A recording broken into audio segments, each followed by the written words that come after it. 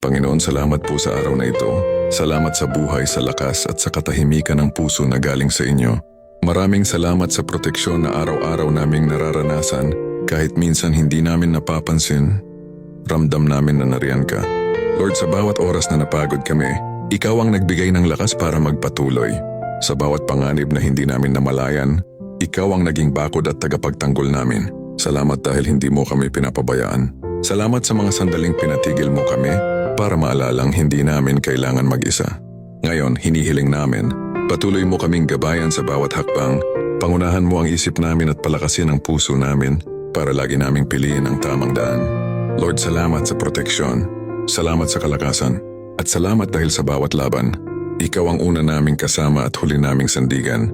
Patuloy mo kaming ilayo sa kapahamakan at punuin ng liwanag ang landas na tatahakin namin. Sa pangalan ni Jesus, Amen.